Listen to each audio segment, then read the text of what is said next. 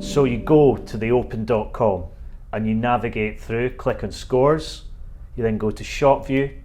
This gives you the digital twin of the whole course, and then you pick your hole. Let's take the 17th for example, the hardest hole in the whole course, the road hole, and that shows you who's there. You've got Casey, M, Woodland there.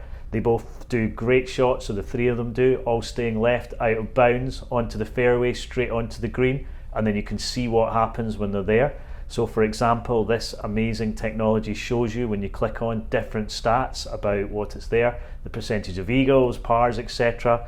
Shows you the longest drive, also when you get to the green, the average putt there, shows you the hazards, shows everything. It's well worth a play, and this went live yesterday at 8:30 a.m.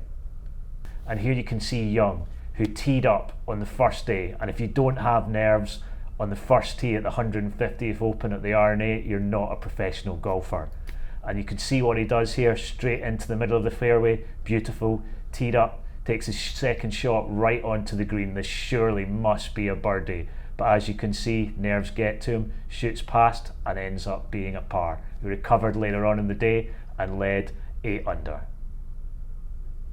And through the day, we had this technology running, and many people were using it, looking at all the great technology that's out there and all the clever insight that we can tell people about the game.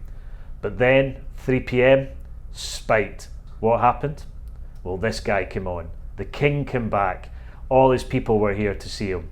Millions upon millions wanted to watch this guy, to see his game. And Tiger tees up in front of the fans, takes his drive onto the fairway, a bit left but still okay. Then off he goes for the green and straight into the burn, which is not great. Has to take a drop shot, strikes, off he goes onto the green. Should be parring this, and then he doesn't. Then he misses again, and you know what? He gets a double bogey, which is not a great start. All those people from all over the world travel to see him, watching on TV, all pretty devastated, not good. And the fans followed him all day. Here he got to the 18th, beautiful hole, famous hole in world golf, took his drive, off he went over the Swillican Bridge, nearly drove the green, which is still pretty impressive, onto the green, could have birdied it, but again the magic's gone, misses, and then he goes for a par, which is not a great return for the king, but he still finished after 6 hours and everyone still loves him.